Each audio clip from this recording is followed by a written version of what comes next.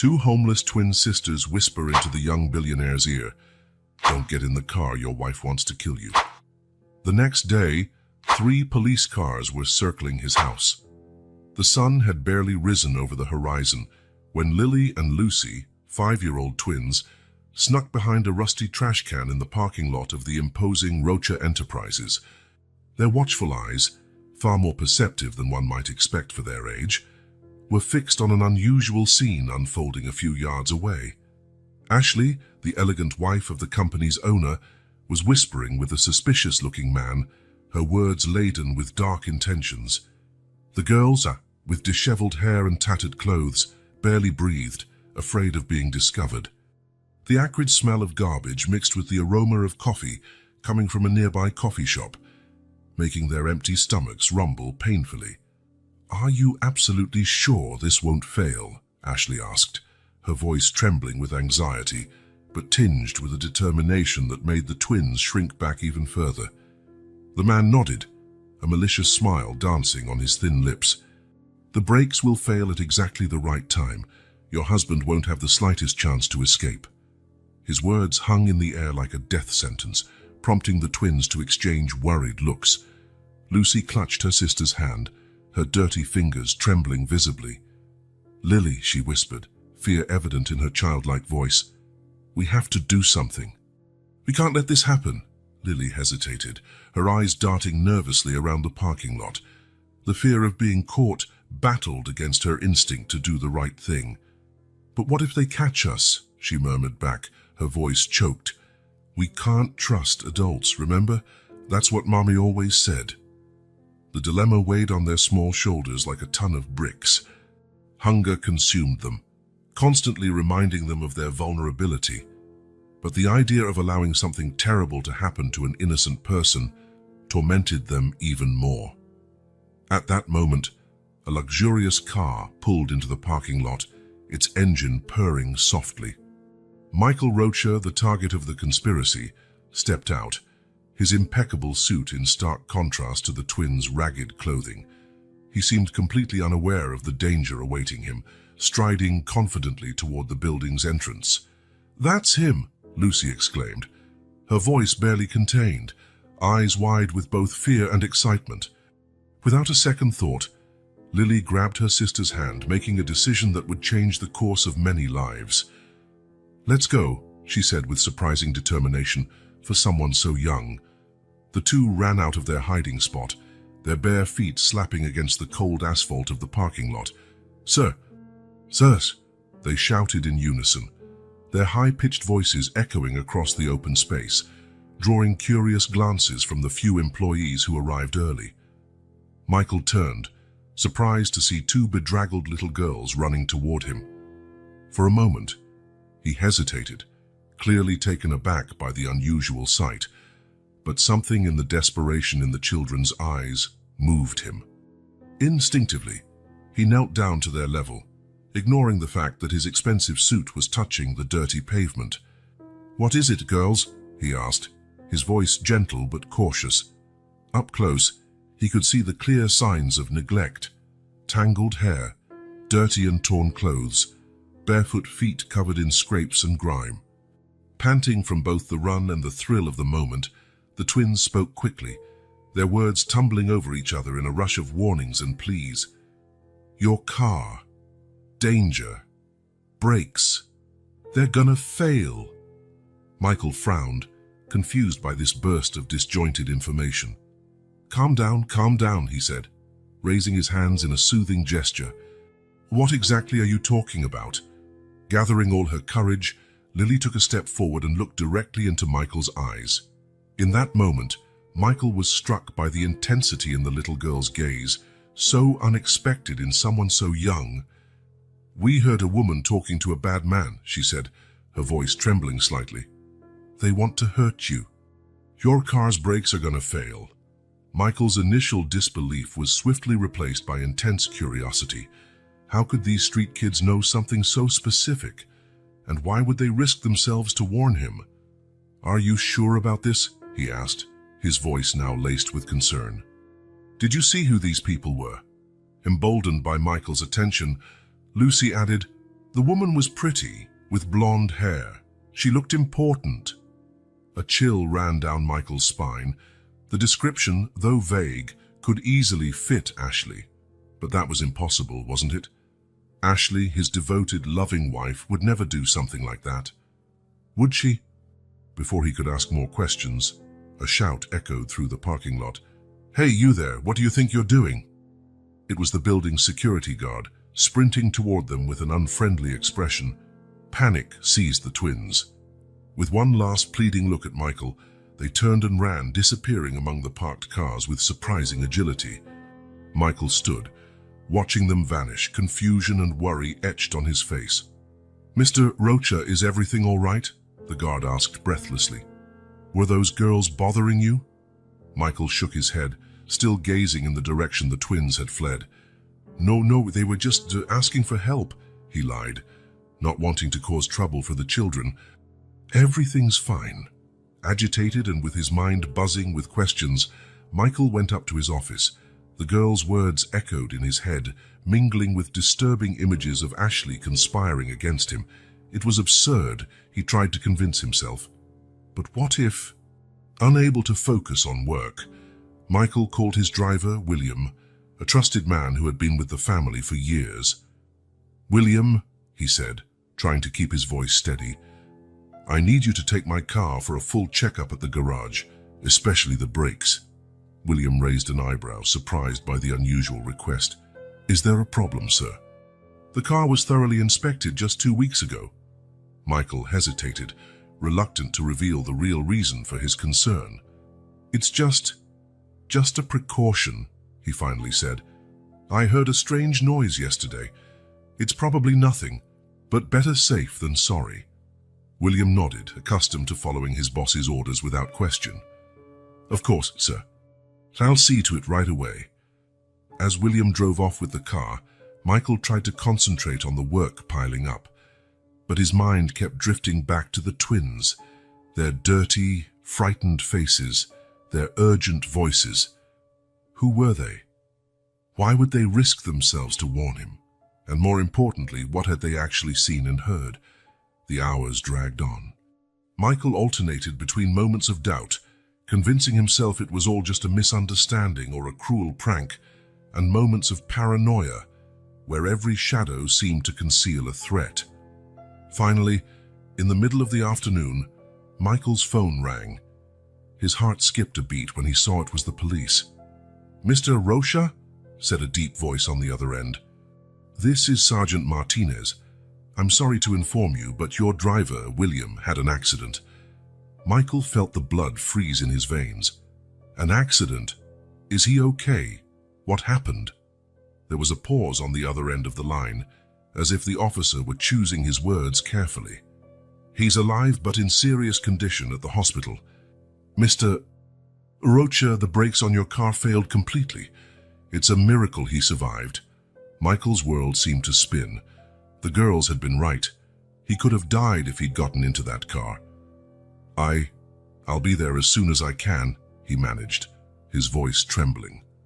He had barely hung up the phone when Ashley burst into his office, her face pale with worry. "Michael, I just heard about the accident. My God, thank goodness you weren't in the car, dear." Michael watched his wife carefully. There was something off about her surprise, a strange gleam in her eyes he'd never noticed before. Or was he imagining it, seeing conspiracies where there were none? "Yes," he answered cautiously. It was a miracle." While Ashley spoke at length about the accident, expressing concern for William and gratitude that Michael was safe, his mind raced. The twins' warning, the accident, Ashley's reaction. They were beginning to form a disturbing puzzle. "Honey, are you listening to me?" Ashley's voice pulled him back to reality. "I said I'm coming with you to the hospital. I don't want you to be alone at a time like this." Michael nodded mechanically, unable to refuse without arousing suspicion. As they headed to the hospital, he couldn't stop glancing at Ashley from the corner of his eye. Every gesture, every word now seemed charged with hidden meaning. At the hospital, the gravity of the situation became even clearer. William was in the ICU, fighting for his life, The doctors spoke of multiple organ failure due to the impact, of the need for emergency surgeries. Michael felt the weight of guilt press down on him. If not for those mysterious girls, it could have been him lying in that hospital bed, or worse. In the days that followed, Michael couldn't get the twins out of his mind. Between hospital visits and attempts to keep the company running smoothly, he began a frantic search for the girls. He combed the streets around the company, questioned employees, visited local shelters. He showed a rough sketch of the twins to shopkeepers in the area, offering rewards. But the girls had vanished like smoke, swallowed up by the vastness of the city. Every empty alley, every unfamiliar face in the street seemed to mock his efforts. Michael began to wonder if he'd imagined it all, if stress and pressure were finally taking their toll. At night, lying next to Ashley, Michael pretended to sleep while his mind replayed every detail of the last few days. Ashley's behavior, once so loving and devoted, now appeared calculated, every gesture carefully orchestrated. He found himself analyzing her every word, searching for double meanings, veiled threats. The woman he had shared his life with for the past few years was now a stranger, an enigma he could not decipher. One night, unable to sleep, Michael rose silently and went to his home office. Locking the door, he pulled out a blank notebook and started writing down everything he knew and suspected. The twins and their warning, William's accident, Ashley's reaction, subtle details in her behavior that he'd previously overlooked. When he finished, Michael stared at the pages covered with his frantic handwriting. It was the start of something he knew. The start of an investigation that might destroy everything he knew and loved. But he had no choice. If Ashley really was behind this attempted murder, and the idea still seemed absurd even after everything, he had to find out the truth, not just for himself, but for William, still fighting for his life in the hospital, and for those two little twins who had risked everything to save him. Michael knew he stood at the edge of something big, something dangerous. The twins had planted a seed of doubt that was now growing uncontrollably, threatening to consume his entire life. Carefully placing the notebook in a hidden compartment of his desk, Michael made a decision. He would get to the bottom of this, no matter the cost. He would find the twins, discover the truth about Ashley, and if necessary, rebuild his life from scratch. The sun was beginning to rise when Michael finally returned to bed. Ashley stirred slightly, murmuring something in her sleep.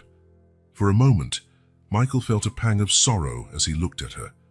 How had things come to this?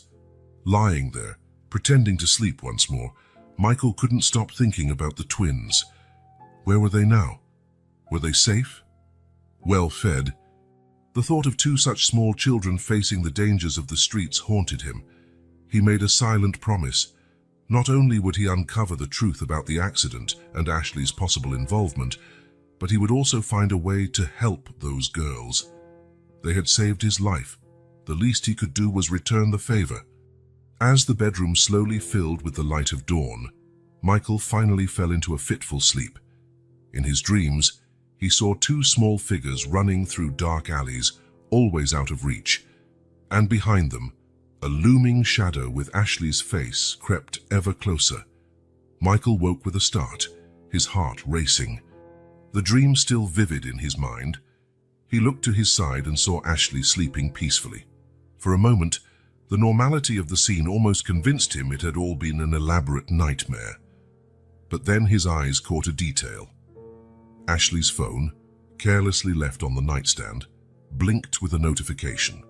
For just an instant, Michael was certain he saw a name he didn't recognize. Quietly, he got out of bed, his mind swirling with doubts and theories. As he prepared for another day, one likely filled with secret investigations and mounting suspicions, Michael couldn't help but think of the two small heroines who had changed his life. Somewhere in the city, Lily and Lucy huddled together in a dark alley, unaware that their act of courage had set in motion a chain of events that would forever change many destinies, including their own. The sun rose fully, marking the start of a new day. For Michael, it was the beginning of a dangerous journey toward the truth. For the twins, it was just another day struggling to survive. And for Ashley, though she did not yet know, it was the beginning of the end of her carefully guarded secrets. The morning sun had barely begun to warm the manicured gardens of the Rocha mansion when the sound of sirens shattered the peace of the upscale neighborhood. Michael, who was finishing his breakfast on the veranda, stood abruptly, knocking over his cup and staining the pristine white tablecloth. 3 police cruisers stopped in front of the main gate, their lights flashing urgently. Curious neighbors began peeking from behind curtains and hedges, fueling a rumor that would no doubt spread like wildfire. "What's going on?" Ashley asked, appearing at the veranda door, her face a mask of concern. Michael didn't answer immediately, his eyes fixed on the uniformed figures approaching the house. The doorbell rang, echoing through the mansion with a sinister finality. Michael took a deep breath, straightened his tie, and went to answer, Ashley right behind him. "Mr. Michael Rocha?" asked a tall, broad-shouldered man displaying a badge. "I'm Detective Ramirez. We have a warrant to search your property and access the financial records of Rocha Enterprises." Michael felt the blood run cold in his veins. "What is this about, Detective?" Ramirez exchanged a meaningful look with his colleagues before answering. "We received an anonymous tip about possible multi-million-dollar embezzlement in your company, Mr. Rocha. We have documents showing suspicious transfers of large sums." Michael's perplexity was genuine. He opened his mouth to protest, but the words wouldn't come. Ashley, beside him, let out a small gasp of surprise. "This is absurd," she exclaimed, her voice trembling slightly. "Michael would never do something like that." Detective Ramirez kept his expression neutral. "Ma'am, I understand your concern, but we have evidence that needs investigating. Mr. Rocha, if you could take us to your office." Still stunned, Michael led the police through the luxurious interior of the mansion to his private office. There, Detective Ramirez spread a series of documents over the mahogany desk. "These are copies of bank transfers made over the last 6 months, Ramirez explained, pointing to the papers. "Each involves substantial amounts of money sent to offshore accounts in tax havens." Michael examined the documents, his face growing paler by the second. He did not recognize any of those transactions. Each line, each number seemed a silent accusation against him. I don't understand," he stammered, running a hand through his hair in frustration. "I never authorized any of this. There has to be some mistake." Detective Ramirez watched him closely, looking for signs of guilt or nervousness. "Mr. Rocha, are you saying you have no knowledge of these transfers?" "Absolutely none," Michael stated, his voice regaining a bit of firmness. "I can assure you I never authorized anything like this." At that moment, Ashley intervened. "Detective, clearly there's been a mistake. Michael is an honest man. He built this company from the ground up. Why risk everything now?" Ramirez nodded but kept a skeptical gaze. "Ma'am, I understand your position, but we need to investigate every possibility. Mr. Rocha, who else would have access to the company's accounts to make such large transfers?" Michael frowned in thought. "Only me and our chief accountant, Mr. Alvarez, have authorization for transactions of this magnitude." "Then we'll need to speak with Mr. Alvarez immediately," Ramirez declared. "Can you call him here?" With trembling hands, Michael picked up the phone and dialed the accountant's number. The conversation was brief and tense, with Michael succinctly explaining the situation.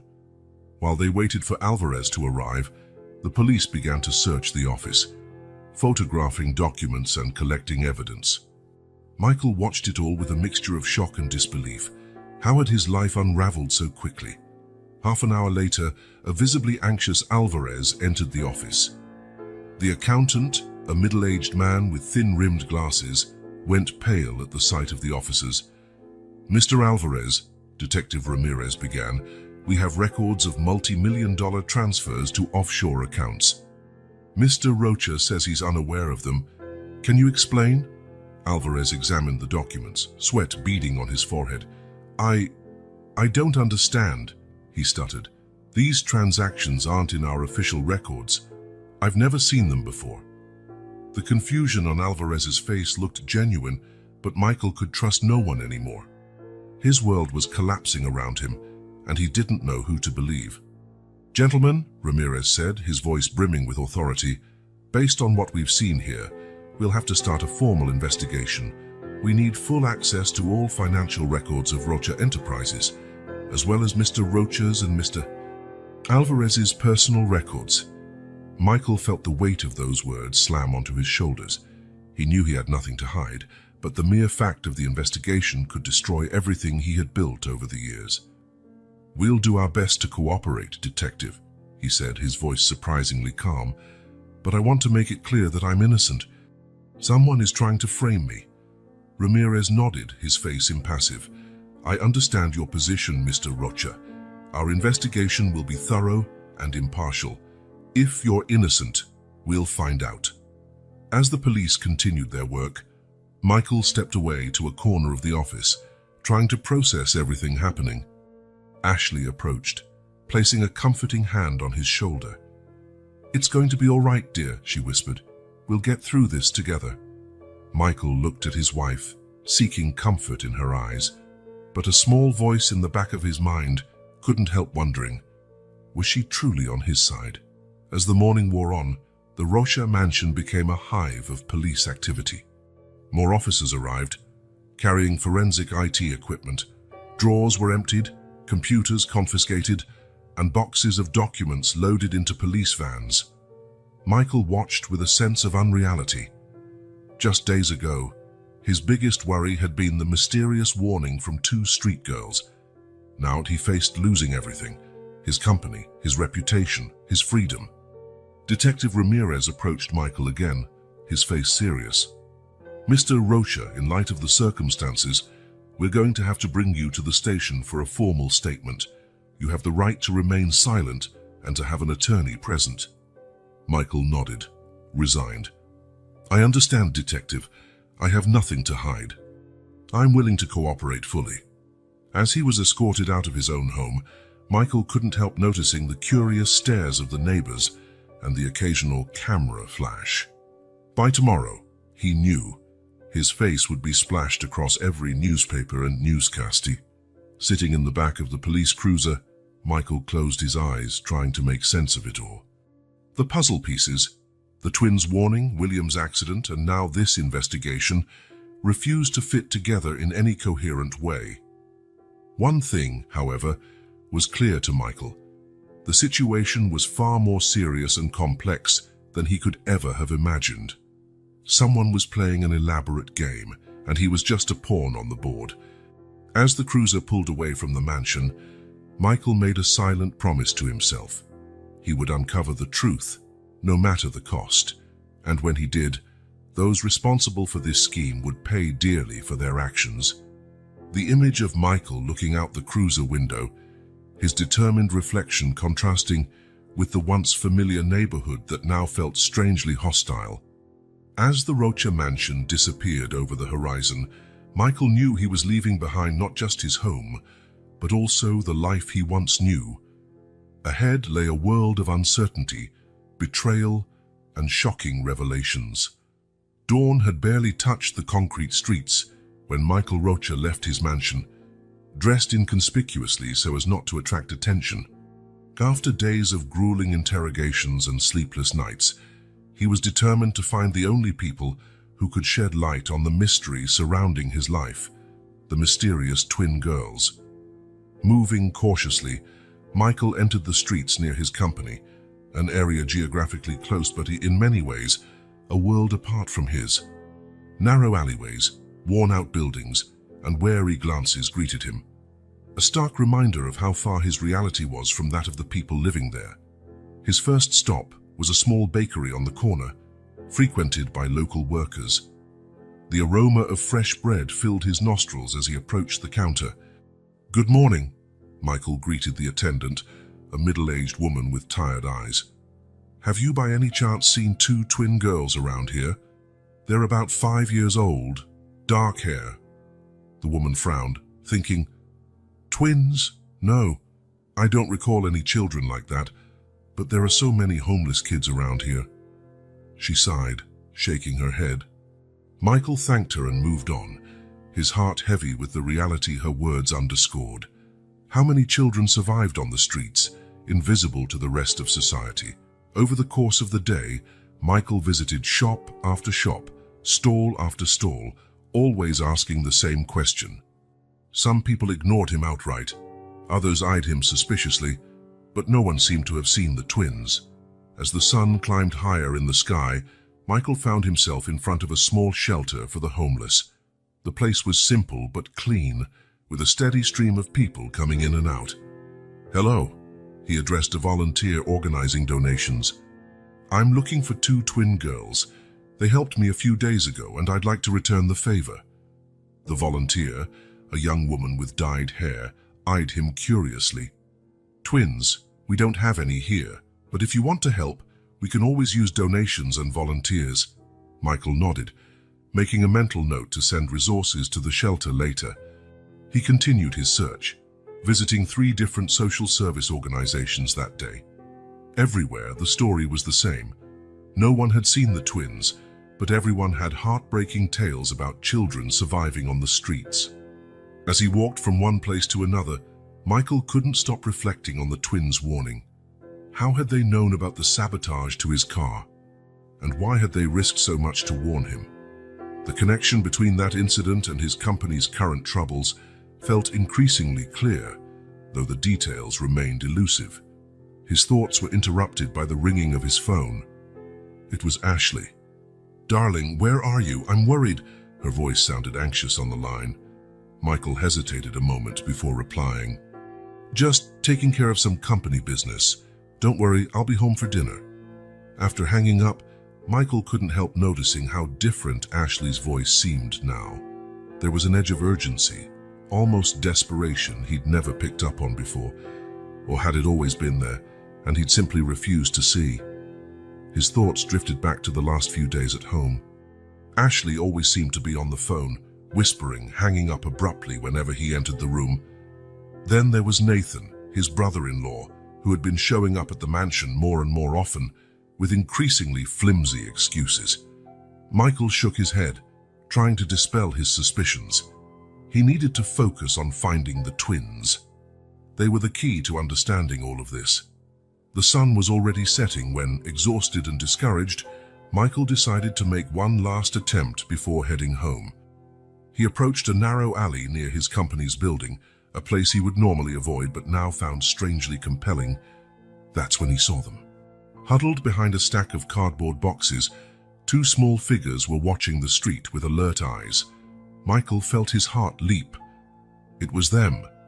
"Hello," he called gently, maintaining a safe distance so as not to startle them. "Do you remember me?"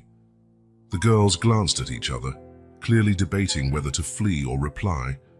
Finally, the one who seemed to be Lily stepped forward. "You're the man from the car," she said, her voice small but firm. Michael nodded, feeling a wave of relief. "That's right. I'm Michael. You saved my life that day, and I wanted to thank you." Lucy, still partially hiding behind her sister, asked, "You believed us?" "Yes, I did," Michael answered, sitting on the ground so he was at their eye level. "You were right about everything. Can you tell me how you knew?" The girls exchanged another look before Lily began to speak. We watch people. That's how we survive here." "Survive?" Michael asked gently. "Don't you have a family?" Lucy shook her head, tears filling her eyes. "Our mommy died a year ago. Since then, it's just been us." Michael felt a lump form in his throat. "I'm so sorry," he murmured. "It must be very hard for you." Lily nodded, wrapping an arm protectively around her sister. "It is hard, but we take care of each other. We learn things, like how to tell when people are lying or doing something bad." "Is that how you found out about my car?" Michael asked, fascinated by the children's insight. "We saw the pretty woman talking to the bad man," Lucy explained. "They looked nervous and whispered about brakes and accidents." Michael felt a shiver run down his spine. The description perfectly matched his suspicions about Ashley. "Why did you decide to warn me?" he asked, genuinely curious. Lily shrugged, a surprisingly adult gesture for someone so young. "We didn't want anybody to get hurt. Even if you're rich and we're poor, it's not right to let someone die." Michael felt tears welling up in his eyes. The purity and kindness of these children, who had so little yet risked themselves to help a stranger, touched him deeply. "You two are incredible," he said, his voice choked.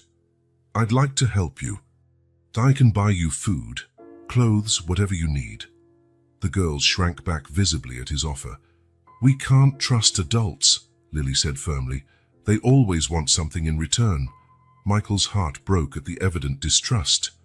What horrors had these kids endured to feel this way? "I understand," he said softly, "but I want you to know you can count on me if you ever need help." He took a card from his pocket and placed it on the ground between them. "This is my number. If you ever need anything, please call me."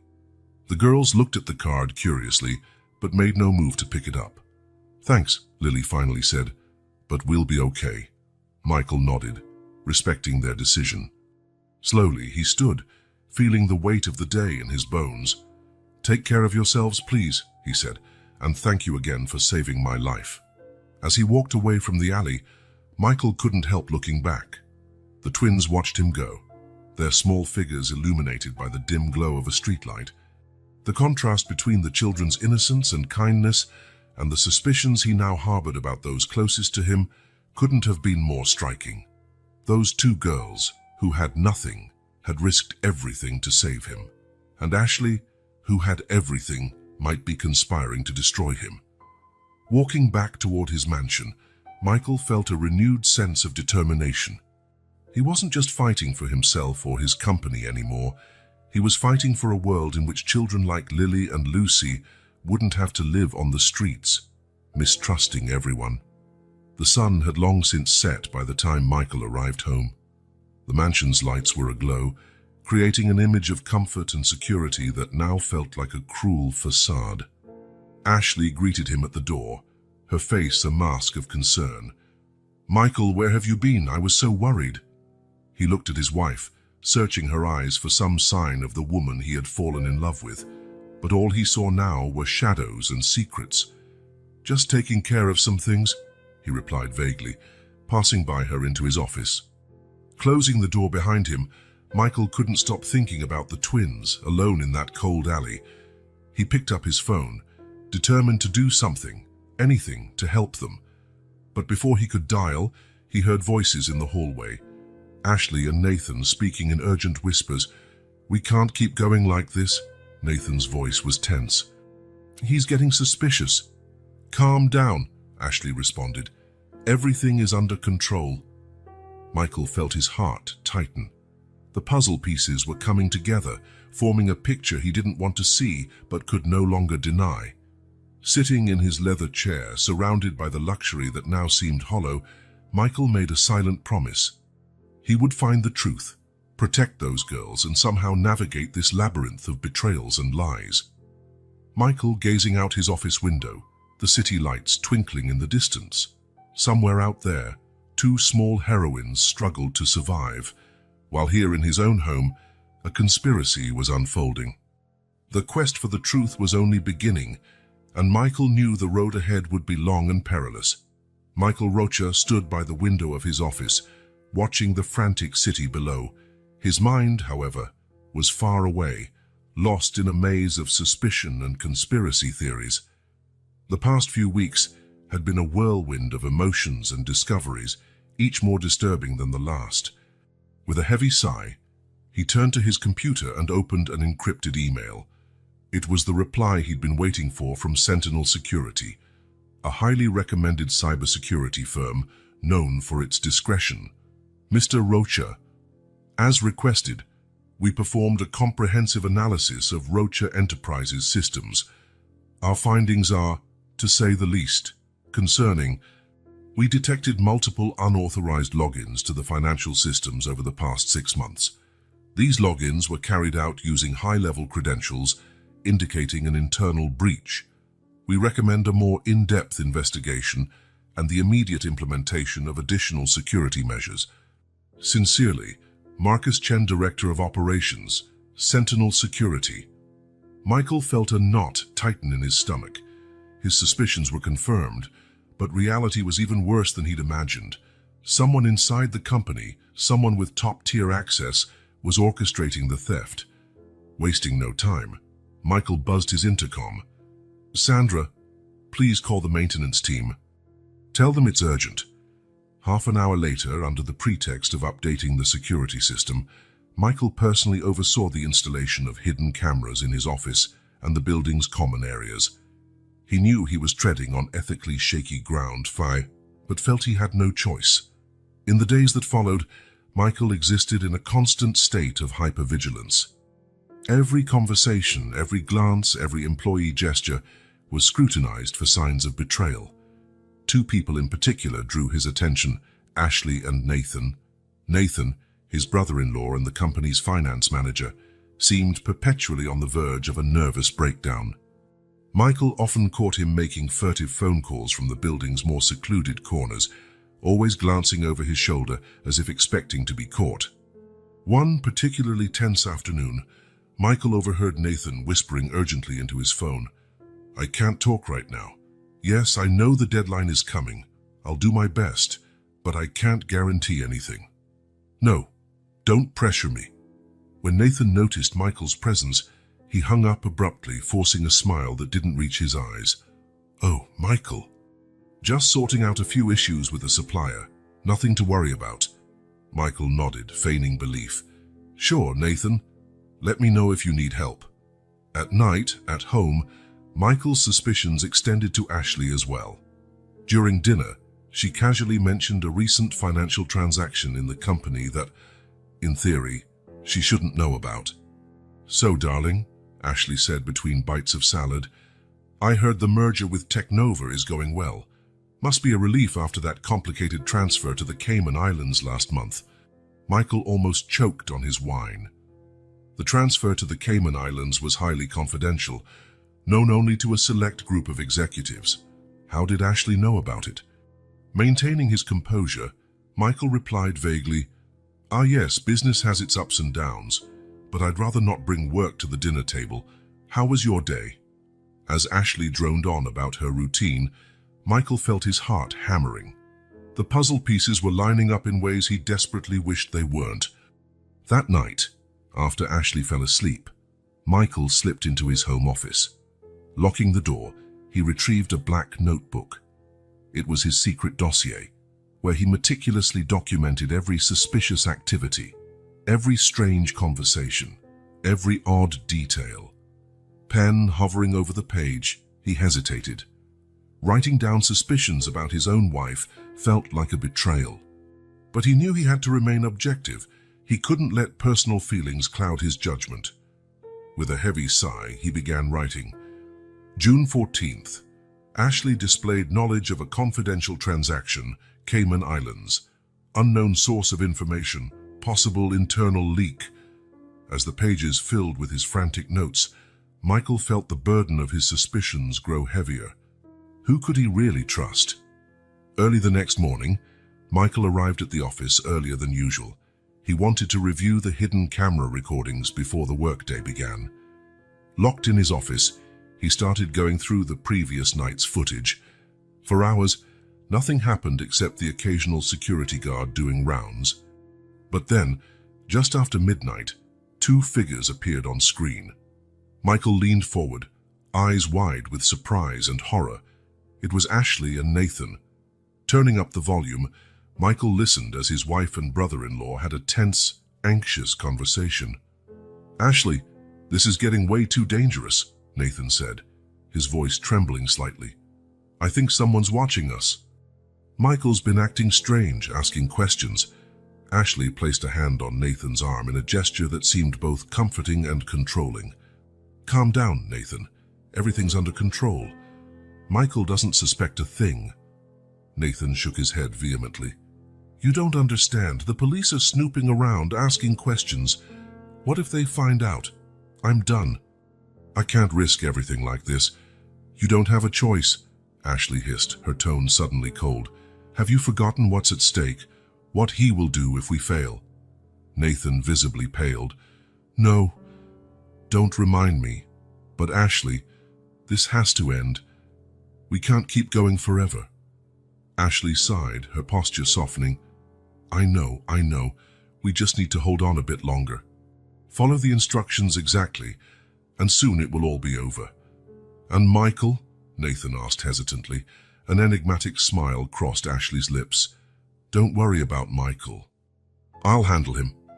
The conversation continued for a few more minutes, with vague references to deadlines, transfers, and a mysterious figure they called he. When Ashley and Nathan finally left, Michael remained frozen, staring at the now empty screen. His world had collapsed.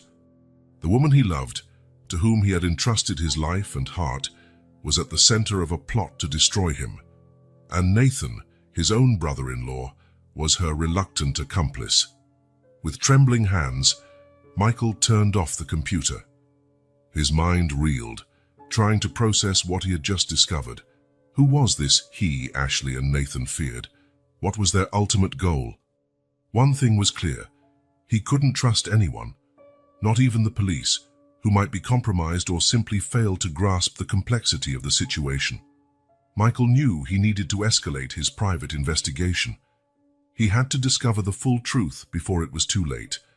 With renewed determination, he picked up his phone and dialed a number he'd hoped never to use. "Hello, Sam? It's Michael Rocha. Remember that favor you owe me? Well, I'm cashing it in. I need your help with a discreet investigation." As he explained the situation to Sam, a private investigator he trusted, Michael felt a mixture of fear and resolve growing inside him. The game had changed. It was no longer just his company or reputation at stake. It was his life, his future, everything he'd worked for.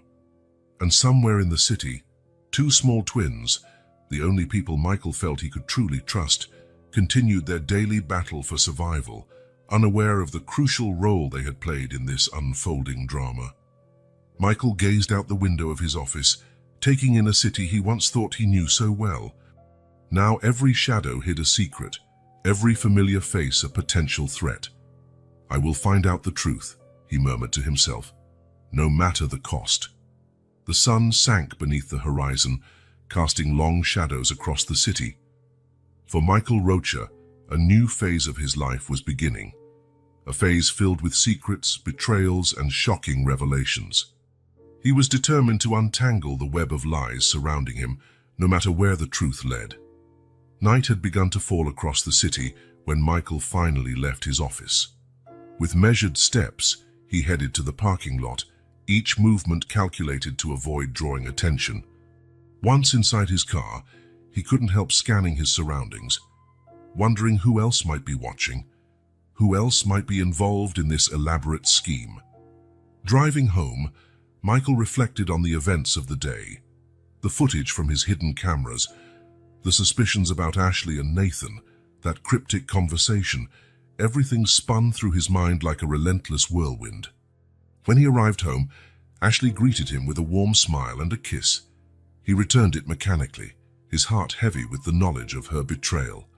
"How was your day, darling?" Ashley asked, her voice sweet as honey. Michael forced a smile. "Same as always. Lots of work. You know how it is." As they ate dinner, Michael watched Ashley's every move and expression, searching for traces of the woman he'd seen on the camera footage. It was surreal how she could act so normal, as though she weren't at the center of a conspiracy to destroy him. Later that night, lying in bed next to Ashley, Michael pretended to sleep while his mind raced. He knew the coming days would be crucial. With Sam's help, he hoped to uncover more pieces of this complex puzzle. One thing was certain: he could trust no one close to him. Ashley, Nathan, maybe even others at the company. Everyone was now a suspect. Michael felt utterly alone, isolated in a sea of uncertainty and betrayal. As sleep finally overtook him, Michael's thoughts turned once more to Lily and Lucy, the small twins who had triggered all this by warning him.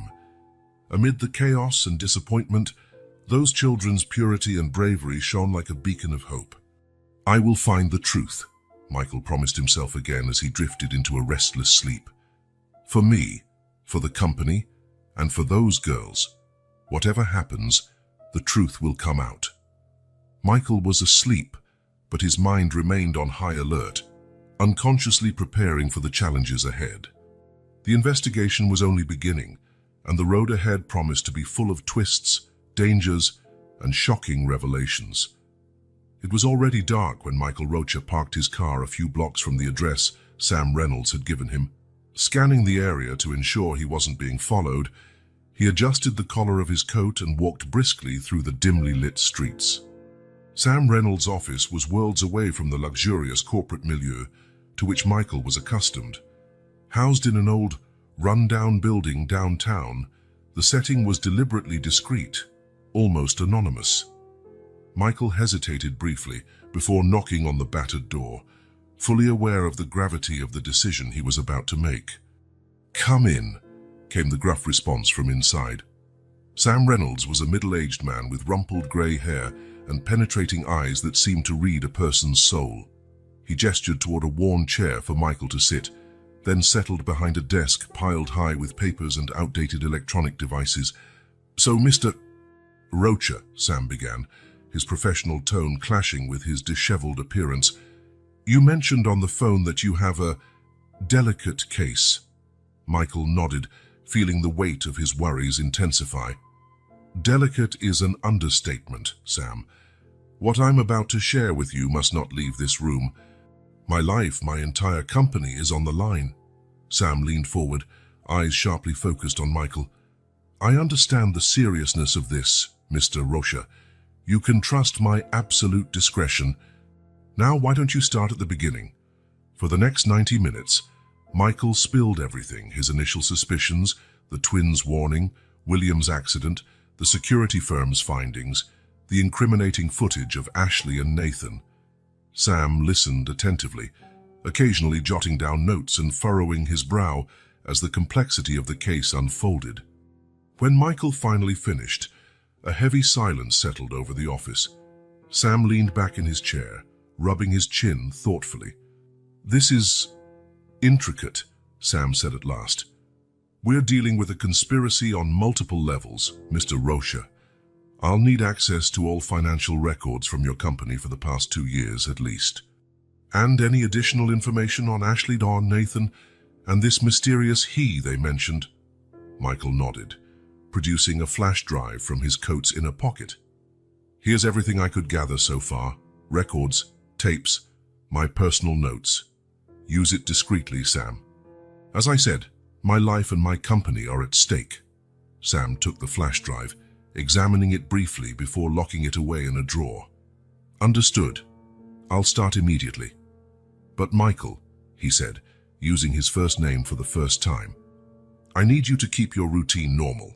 Any change in behavior might tip off the people involved." Michael felt a knot in his stomach. The idea of continuing to act normal, knowing what he now knew, seemed nearly impossible. "How long do you think it'll take to get some concrete answers?" Sam shook his head. "Hard to say. Complex financial schemes like this can take weeks, even months, to fully unravel. But I promise to keep you updated." Michael stood, feeling both relieved to share his burden and anxious about what lay ahead. "Thank you, Sam. I'll be waiting." Leaving Sam's office, Michael felt the weight of what he faced, maintaining appearances, carrying on as if nothing were wrong, all while he was torn apart by doubts and suspicions. The days that followed were a test of Michael's self-control. By day, he was the confident and charismatic CEO, running meetings, making critical decisions, smiling and joking with employees. But each interaction with Ashley or Nathan was a carefully staged performance. A week after hiring Sam, Michael was leaving the office when he noticed 2 familiar shapes hiding behind a car in the parking lot. His heart jumped when he recognized Lily and Lucy, the twins who had saved his life. Approaching cautiously, Michael called out softly, "Lily! Lucy! Is that you?" The girls emerged hesitantly from their hiding spot, their big, wary eyes fixed on him. Even in the dim lighting of the parking lot, Michael could see they looked thinner and more tired than the last time he'd seen them. "What are you doing here?" Michael asked gently, crouching down to their level. "It's dangerous to be out here so late." Lily, always the braver one, replied, "We're keeping an eye on things, to make sure the bad woman doesn't try to hurt you again." Michael felt a surge of emotion as he realized these children, who barely had enough to survive, were risking themselves to protect him. "You're both very brave," he said, his voice unsteady. "But I don't want you to be in danger because of me. Let me help you. I can find you a safe place to stay with food and clothes." Lucy shook her head vigorously, stepping back. "We can't.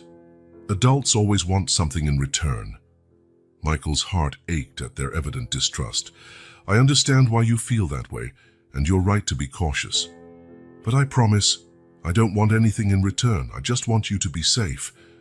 The twins exchanged glances, clearly debating internally. Finally, Lily spoke. We'll think about it." "All right," Michael agreed, not wanting to pressure them. "But please, be careful. And if you need anything at all, call me." He offered his card again, which Lily hesitantly accepted this time. Watching the twins disappear into the night once more, Michael felt a renewed sense of purpose. He wasn't just fighting for himself now. He was fighting for a world where children like Lily and Lucy didn't have to live in constant fear and hardship. Days turned into weeks, and Sam Reynolds' updates began painting a disturbing picture.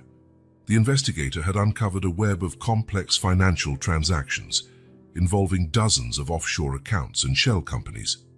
In one of their secret meetings, Sam spread a series of diagrams and documents across his worn desk. "It's like a financial spiderweb," he explained, pointing to the complex flowcharts. "Each suspicious transaction branches out into several more, creating layer upon layer of obscurity." Michael studied the diagrams, feeling a mix of awe at the scheme's ingenuity and horror at its scale. "And where is all this money going?" he asked, dreading the answer. Sam frowned, picking up another document. "That's the most intriguing part. All the transactions seem to converge on one single entity, a holding company in a tax haven, but the identity of the final beneficiaries remains a mystery." Michael felt a chill run down his spine. "How much money are we talking about here, Sam?" The investigator hesitated a moment before replying. "Based on what I've tracked so far, we're talking tens of millions of dollars, possibly more." Michael felt like he'd been punched in the stomach. The scale of the embezzlement was far greater than he'd initially imagined. How could this happen right under my nose?" Sam placed a reassuring hand on Michael's shoulder. "Don't blame yourself. Whoever's behind this is extremely sophisticated. They've probably been planning it for years." As Sam continued his meticulous investigation, Michael couldn't help but notice subtle changes in Ashley's behavior. She seemed more tense, more secretive. Several times he caught her on hushed phone calls, ending them quickly whenever he came near. One night, Michael pretended to be asleep while Ashley received yet another mysterious call. Straining his ears, he tried to catch any information. "Yes, I understand," Ashley whispered, her voice barely audible. "No, Alexander, we can't rush things. Michael still suspects nothing." Michael had to control himself not to react. Alexander. Who was Alexander, and what role did he play in this conspiracy? The next morning, Michael shared this new info with Sam, who promised to investigate all individuals named Alexander connected to Michael's or Ashley's personal or professional life.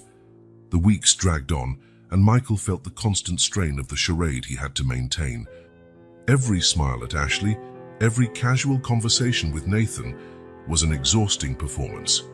He wondered how many times a day he betrayed his true feelings, how many times his expression almost gave him away.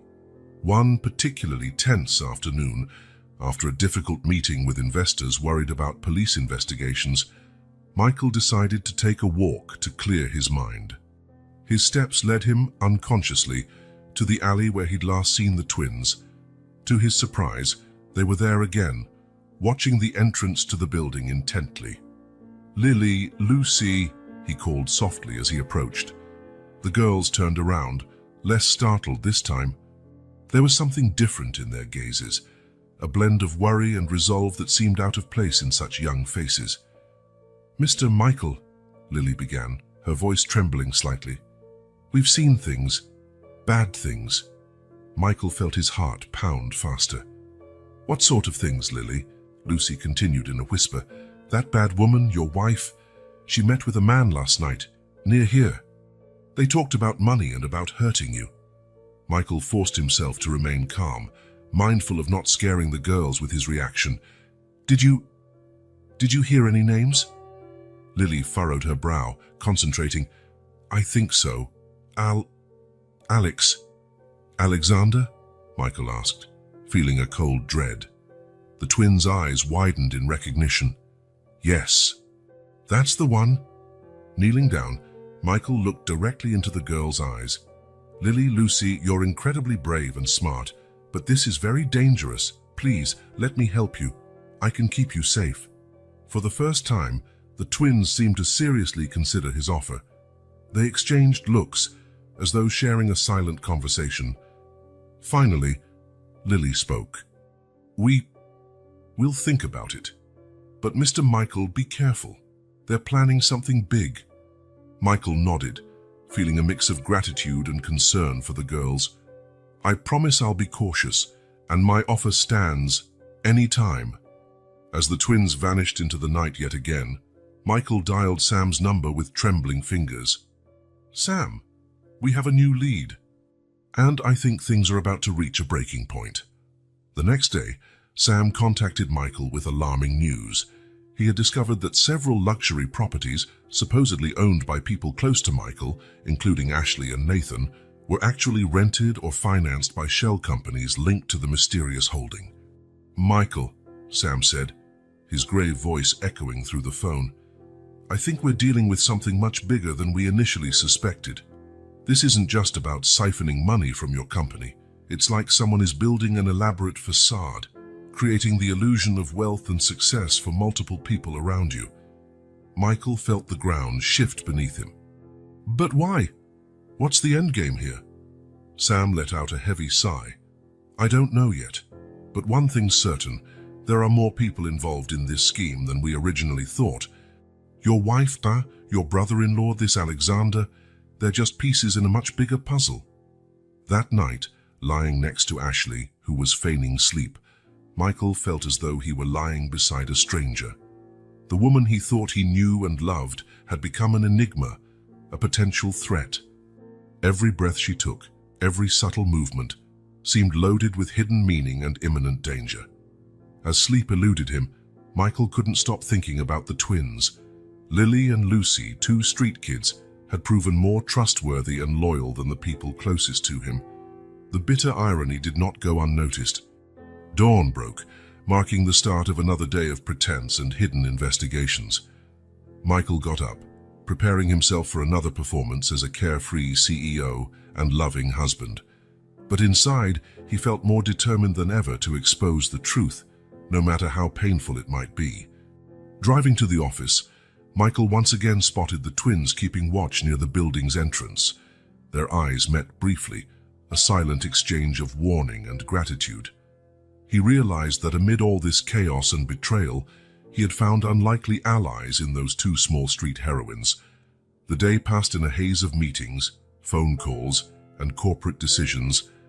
Michael surprised himself with his ability to maintain a facade of normalcy, even as he was internally consumed by secrets and suspicions. During a lunch break, Michael received an encrypted message from Sam. "Major discovery. Found a connection between Alexander and one of your old business rivals. Need to talk urgently. Same place, 10 p.m. Michael's heart raced. An old rival? The puzzle pieces were falling into place, but the picture forming was darker and more complex than he could have ever imagined. As the afternoon wore on, Michael noticed Ashley receiving another suspicious call. She walked away, whispering. When she returned, her face was pale and tense. "Is everything okay, honey?" Michael asked. Playing the concerned husband role, Ashley forced a smile. "Sure, just a problem with planning our next charity event. Nothing to worry about." Michael nodded, knowing full well each word was a lie. The charity event was likely code for something far more sinister. At exactly 10 p.m., Michael once again found himself in Sam Reynolds' discreet office. The investigator seemed more agitated than usual, his eyes gleaming with the excitement of fresh discoveries. "Michael, do you remember Thomas Blackwood?" Sam asked without preamble. Michael shivered at the name. "Of course, he was my main competitor about 10 years ago. Lost everything when I exposed his unethical business practices." Sam nodded gravely. "Well, it looks like Mr. Blackwood never forgot you. The Alexander we mentioned. He's Alexander Blackwood, Thomas's son." The revelation hit Michael like a punch to the gut. "You're telling me this entire conspiracy, all of it, is a carefully orchestrated vendetta by the Blackwoods?" "That's what it appears," Sam confirmed, "but it's even more complicated.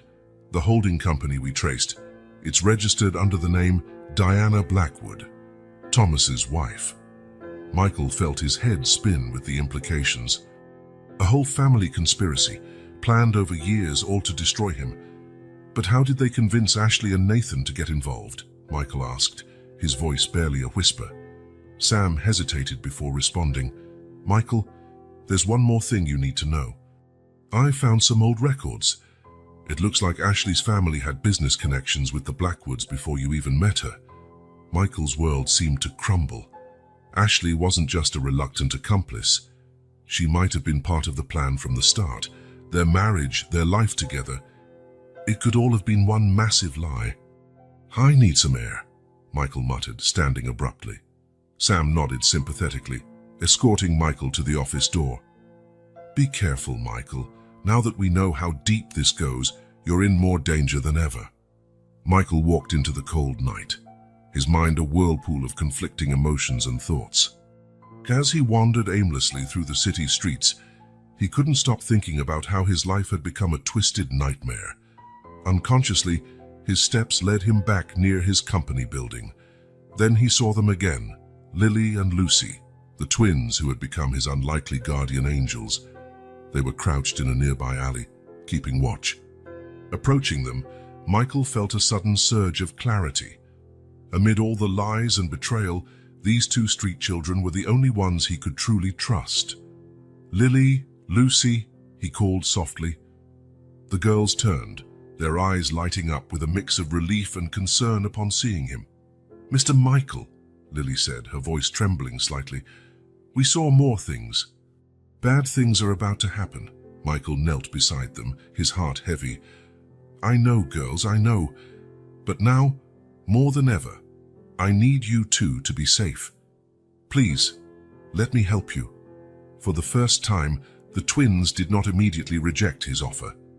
They exchanged glances, as if holding another silent conversation.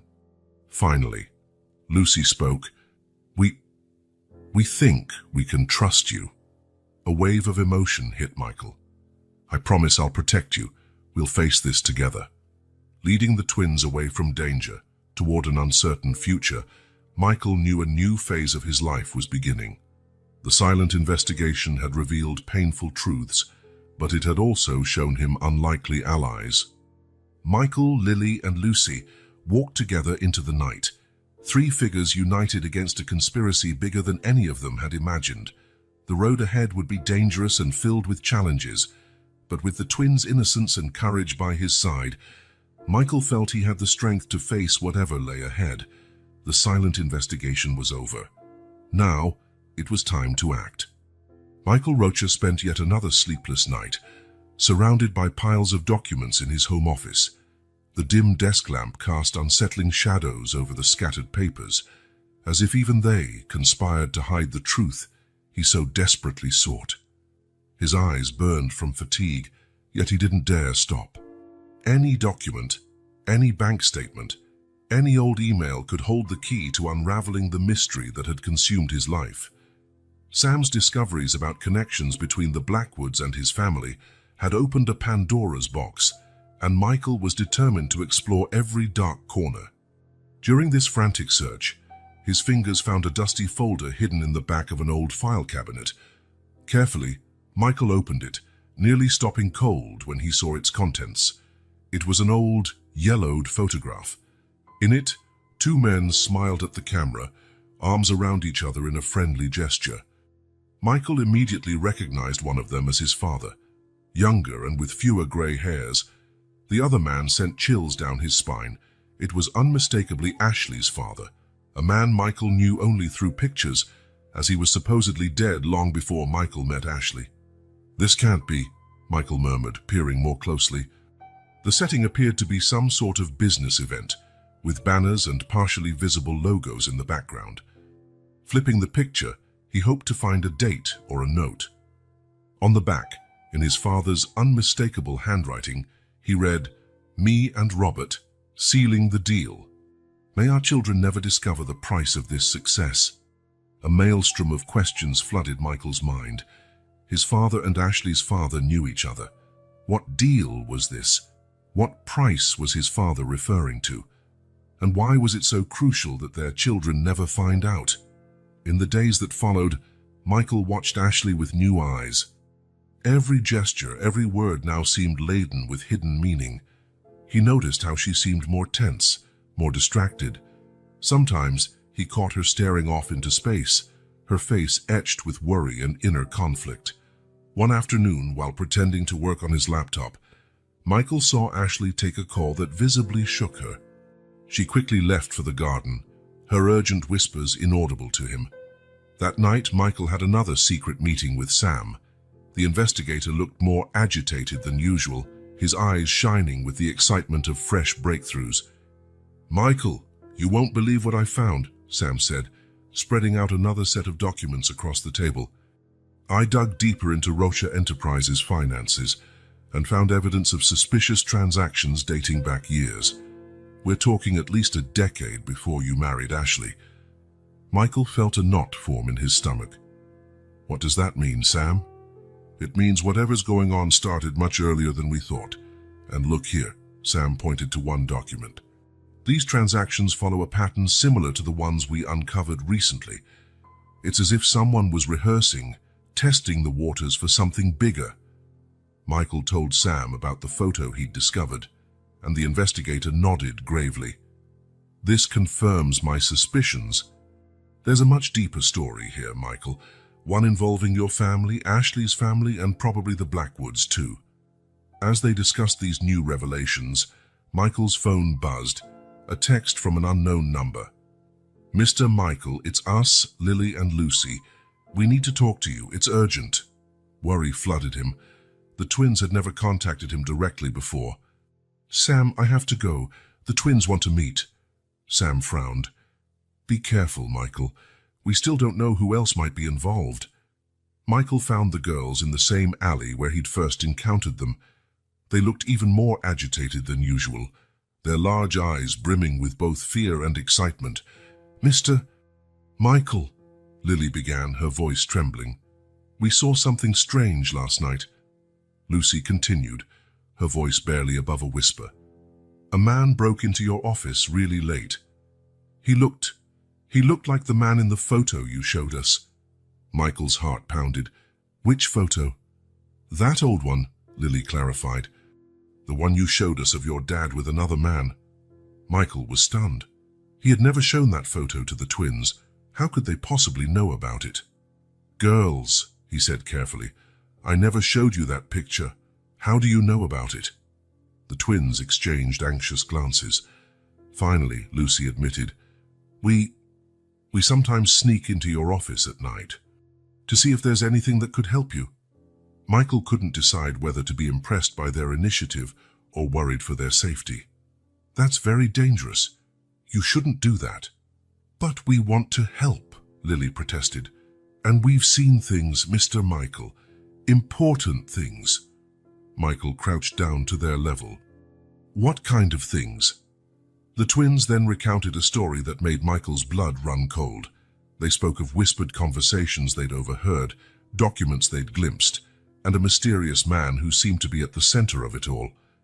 "And last night," Lily concluded, "we saw him. He looked older than in the photo, but it was him. And he was talking to your wife, Mr. Michael. They looked angry with each other. Michael felt the ground shift beneath him.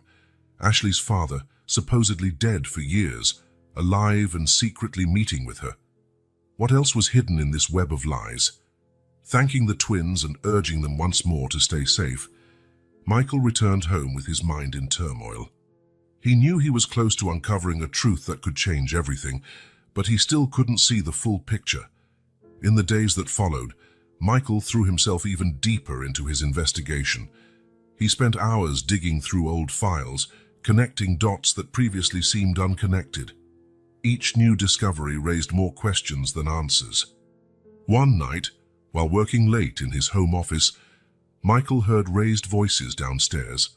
Silently, he crept to the top of the stairs and listened by the living room door. "We can't keep doing this, Ashley." It was Nathan's tense voice, brimming with fear. "He's pushing too hard. If we keep going, everything's going to fall apart."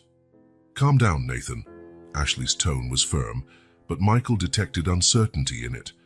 "We have to trust the plan. He knows what he's doing." "Does he?" Nathan shot back. "Because it feels like we're risking more and more. And for what? Revenge? That won't bring anything back." There was a moment of silence, and then Ashley spoke again, her voice softer. "It's not just revenge, Nathan. It's about justice, about making right the wrongs of the past." "At what cost?" Nathan asked. "Our lives? Our freedom?" "Ashley, think about it. Michael doesn't deserve this. He's not like—" "Enough!" Ashley cut him off sharply. "We have no choice now. We're in too deep. He's pressuring us to finish the plan, and that's exactly what we're going to do." Michael backed away quietly, his heart pounding. The conversation confirmed his worst fears, but also raised new questions. Who was this he that Ashley and Nathan both feared? What past wrongs were they trying to right? That night, lying in bed beside Ashley, who pretended to sleep, Michael made up his mind. He couldn't go on living in this web of lies and half-truths. It was time to confront Ashley, to demand the truth, no matter how painful it might be. But before he could act, his phone buzzed with a message. It was from Sam. "Major discovery. Ashley's father is alive. Repeat, Robert Stevens is alive and has been spotted in the city. Be careful, Michael. Things are about to explode." Michael looked at Ashley, sleeping peacefully next to him. Tomorrow, he promised himself. Tomorrow, he would confront his wife and demand the truth. The puzzle was nearly complete, but the final pieces promised to be the most painful to place. Michael lay staring at the ceiling, his mind a torrent of emotion and unanswered questions. The pieces were coming together, but the picture they formed was darker and more complicated than he ever imagined. As the sun began to rise, he knew the day ahead would bring revelations that would change his life forever. As the first rays of dawn seeped through the curtains, Michael remained awake, his body exhausted but his mind refusing to rest. Next to him, Ashley stirred slightly in her sleep, unaware of the storm raging inside her husband. Michael looked at her, studying every detail of her face. How could someone he loved so deeply have hidden so many secrets? How had they reached this point? Gently, he got out of bed, careful not to wake her. He went to the window, gazing at the city slowly coming to life. Somewhere in those streets, Lily and Lucy were likely already awake, fighting for another day of survival. And somewhere else, Ashley's father, a man who should have been dead, was planning the next step in a long orchestrated plan. Michael closed his eyes, feeling the weight of all he had discovered and all that still lay ahead. He knew the coming hours would be crucial. The showdown with Ashley was inevitable, and with it would come a truth that could destroy everything he knew. Yet there was also a spark of hope. The twins, with their innocence and bravery, had proved invaluable allies, and Sam, with his relentless dedication, continued to unearth vital clues. Turning back toward the bed, Michael looked at Ashley once more. Despite everything, part of him still hoped there was some explanation. that somehow it could all be a terrible misunderstanding. Today, he whispered to himself, today it all comes out.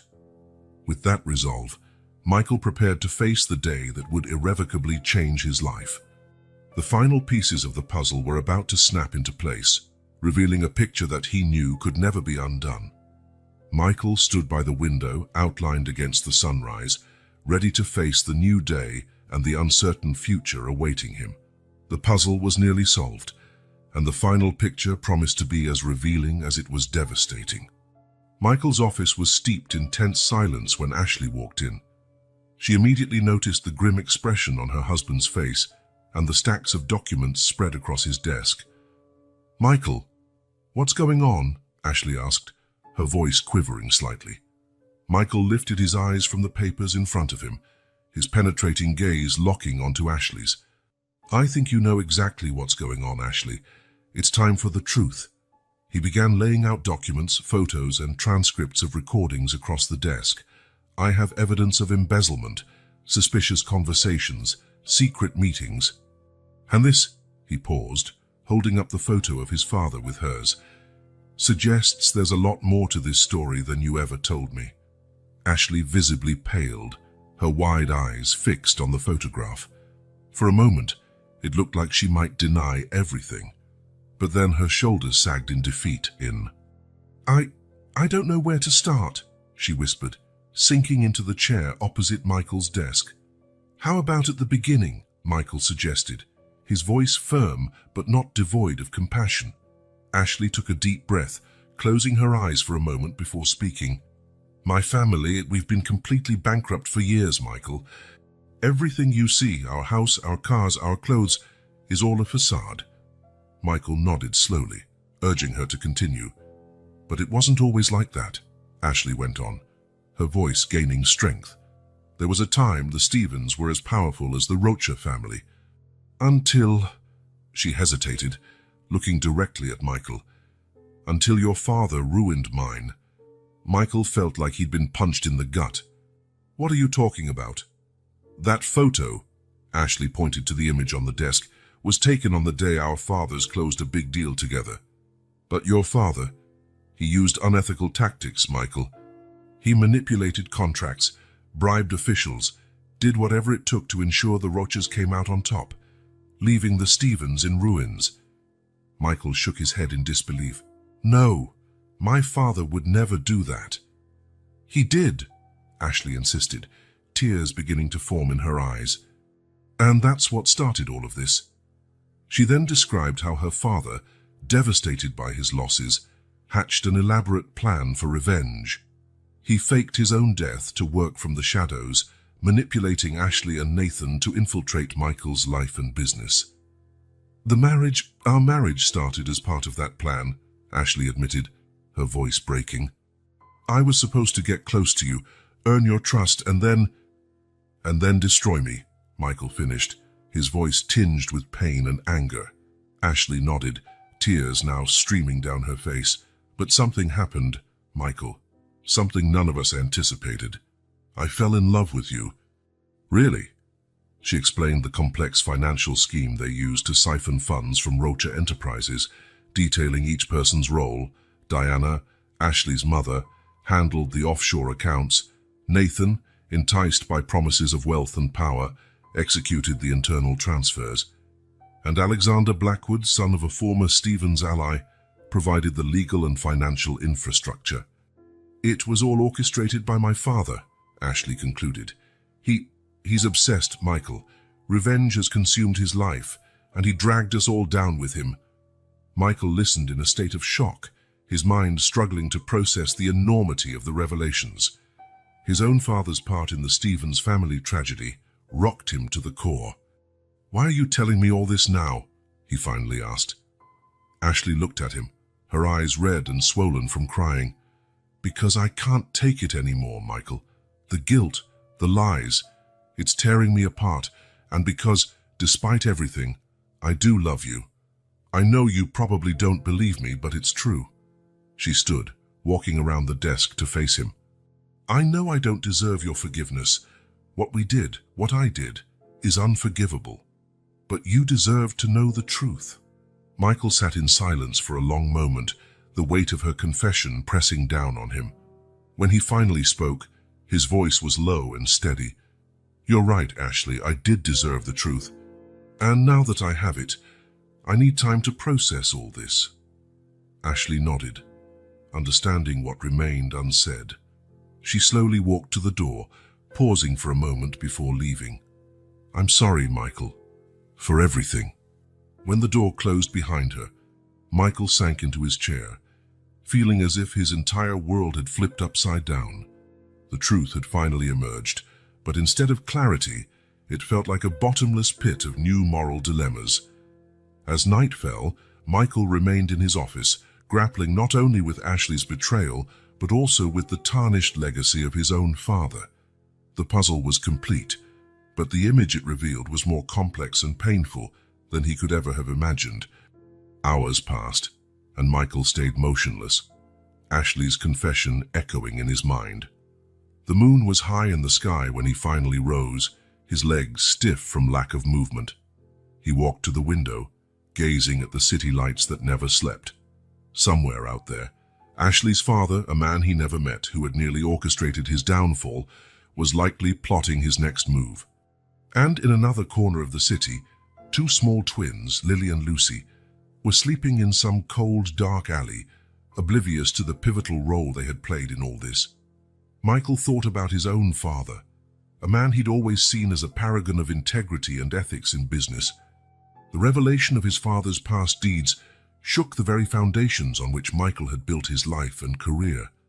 With a heavy sigh, he looked at the photo that started it all. Two smiling men, unaware of the legacy of pain and betrayal their actions would unleash. What do I do now? Michael murmured, feeling the weight of responsibility bear down on him. He knew difficult decisions lay ahead, about his marriage, his company, and a future that now seemed uncertain. But one thing was clear: the truth, however painful, was the first step toward healing.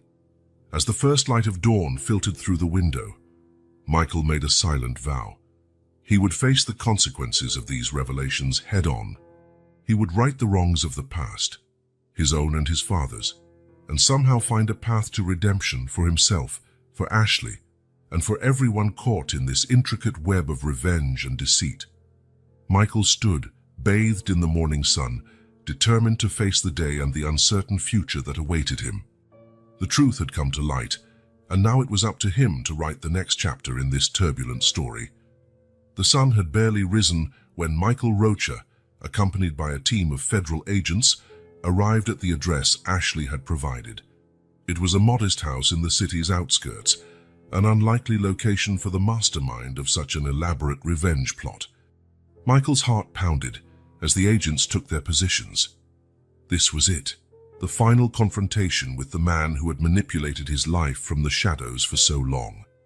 "Mr. Stevens," the lead agent's voice boomed through a megaphone. "We know you're inside. Come out with your hands up." For a few tense moments, nothing happened. Then, slowly, the front door opened. Robert Stevens, Ashley's father, emerged with his hands raised. His eyes immediately locked onto Michael's, a mixture of defiance and resignation. "So the game's finally over," Stevens said calmly as the agents handcuffed him. Michael stepped forward, facing the man who had been the architect of so much chaos and pain. "Why?" he asked simply. "Why go this far?" Stevens let out a bitter laugh. "You wouldn't understand, boy. Your father took everything from me. My company, my reputation, my future. This was my life these last years, planning, waiting, carrying out my vengeance." As Stevens was led away, Michael stood there, feeling oddly empty. The man's arrest should have been a relief, yet it left him with more questions than answers. In the days that followed, the full truth came out. Ashley and Nathan, keeping their promise, cooperated fully with the authorities. They provided documents, emails, and recordings, everything needed to dismantle the scheme. Diana Stevens, Ashley's mother, was arrested while trying to flee the country. Alexander Blackwood was caught in his office, in the midst of a desperate attempt to destroy evidence. One by one, all those involved in the conspiracy were brought to justice. Michael watched all this unfold with a mixture of relief and profound sadness. Each new revelation, each arrest, was a reminder of how much his life had been built on lies and manipulations. A week after Robert Stevens's arrest, Michael found himself sitting in his office with Ashley. The air between them was heavy with unspoken words and unexpressed feelings. I don't know what to say, Michael. Ashley finally broke the silence, her voice trembling. I know an apology isn't enough, but I truly am sorry for everything. Michael studied her for a long moment.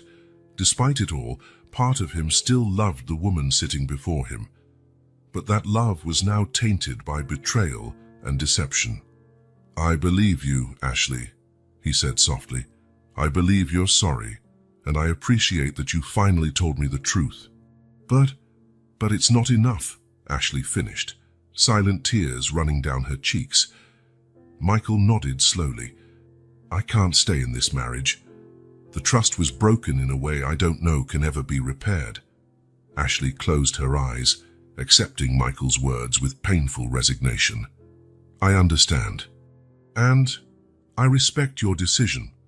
In the months that followed, Michael poured himself into restructuring not just his company, but his entire life. He hired a team of independent auditors to review every aspect of Rocha Enterprises, determined to address any injustices, past or present. During this process, Michael discovered the full extent of his father's unethical actions. Families who had lost everything, smaller companies crushed, lives irreparably altered by greed and unbridled ambition. With renewed resolve, Michael set up a compensation fund. He personally met with each affected family, listening to their stories, offering not just financial restitution, but opportunities for a fresh start. I can't undo what my father did, he told one such family, but I can try to correct the wrongs of the past and build a better future. As he worked to make amends, Michael re-evaluated his own values and priorities. The corporate world, once the center of his existence, now seemed hollow and meaningless. During this period of introspection, his thoughts often returned to Lily and Lucy, the little girls who had saved his life and inadvertently exposed the entire conspiracy. Where were they now? Were they safe?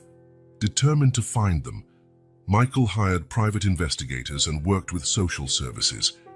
Weeks passed with no success, until finally, on a rainy afternoon, he received the call he'd been waiting for. The twins had been located in a temporary shelter for homeless children. Michael rushed there, his heart pounding. When he finally saw them, a wave of emotion swept over him. Lily and Lucy looked even smaller and more fragile than he remembered, their large eyes filled with a mixture of hope and fear. "Mr. Michael?" Lily asked hesitantly, recognizing him. Michael knelt to their level. "Hi, Lily, Lucy. I've been looking all over for you." The girls exchanged nervous glances. Are we in trouble?" Lucy asked in a near whisper. No, Michael assured them quickly. "In fact, I came to thank you. You saved my life, remember? And you helped me uncover the truth about many important things." The twins relaxed a bit, though they still seemed unsure. Michael took a deep breath before continuing. "Actually, I came to make you an offer. If you'd like, I'd like to give you a permanent home. With me." The girl's eyes widened in surprise. A home?" Lily stammered. "Yes," Michael nodded with a gentle smile. "A real home, with warm meals, clean clothes, and a comfortable bed. What do you think?" There was a moment of silence as they processed his offer. Then, slowly, smiles began to form on their faces. Will we stay together?" Lucy asked timidly. "Of course," Michael promised. "You'll never be separated again." Tears in their eyes, Lily and Lucy nodded, accepting Michael's offer. In that moment, as he embraced these two girls who had changed his life in such profound ways, Michael felt a peace he hadn't felt in a long time. The following months were a whirlwind of changes. Michael went through the adoption process, transforming his once cold and impersonal mansion into a warm home for two lively girls. Lily and Lucy, initially shy and guarded, blossomed under Michael's care and love. One afternoon, about a year after the adoption, Michael sat in the garden with the girls. They had just finished planting a small vegetable patch, their hands covered in dirt, their faces beaming with happiness. "Girls," Michael began softly, "do you know why it's important to be honest and do the right thing even when it's hard?" Lily and Lucy glanced at each other thoughtfully before Lily answered, Because it's the right thing to do." Michael smiled, proud. "Exactly. And you see, in business and in life, it can be tempting to take shortcuts or do wrong to get ahead. But in the end, integrity is what truly matters." The girls listened carefully, absorbing every word. "I promise you," Michael continued, "I'll always try to do the right thing, to be an example of integrity. And I hope you'll carry those values with you wherever you go." Lucy, the quieter of the two, surprised Michael by speaking up. "Like when we decided to warn you about the car, even though we were scared." Michael felt tears welling up. "Exactly, my love. You were incredibly brave and showed true integrity that day. And look how that decision changed our lives." As the sun set on the horizon, Michael hugged Lily and Lucy, feeling a deep sense of gratitude. Through all the lies, betrayals, and pain, he had found a precious truth: the unconditional love of two little girls who had risked everything to do what was right. Michael, Lily, and Lucy, united not by blood but by choice and love, looked toward the future with hope and determination. A new chapter in their lives was opening, one built on honesty, integrity, and the redemptive power of genuine love. And so, as the stars began to dot the night sky, Michael made a silent pledge. The legacy he left for Lily and Lucy, and for the world, would be one of unwavering integrity and boundless compassion. The redemption he sought was not only in correcting past mistakes, but in shaping a future where truth and love triumphed over greed and deceit. With Lily and Lucy by his side, Michael knew he could face whatever challenges the future held. Together, they would write a new story, a story of hope, redemption, and the ultimate victory of truth over lies. As night fell, Michael, Lily, and Lucy headed back inside. The girls, tired yet happy from a day of gardening and important conversations, got ready for bed. Michael tucked them in, giving each a goodnight kiss on the forehead. After gently closing their bedroom door, Michael walked downstairs to his office. There, he picked up a framed photo of his father and studied it for a long moment. "I hope you're proud, Dad," he murmured. "I'm trying to fix our mistakes and create a better legacy." Replacing the photo, Michael went to the window. The city lights sparkled in the distance, full of promise and possibility. He thought of all the lives affected by this journey: Ashley, Nathan, the Blackwoods, the families he was helping to compensate. Each was part of this complex story of redemption. With a deep sigh, he turned back to his desk. On it lay a new contract, an agreement to convert part of his company into a foundation dedicated to helping children living on the streets. It was his way of honoring Lily and Lucy and every child like them who needed a chance. As he signed the document, Michael felt a calming sense of peace. The path ahead would still be challenging, but for the first time in a long while, he felt genuinely hopeful about the future. "A new beginning," he said quietly, a faint smile forming on his lips. And with those words, the final chapter comes to a close, leaving Michael Rocha not just as a redeemed man, but as someone determined to spread that redemption to the world around him, one act of kindness at a time.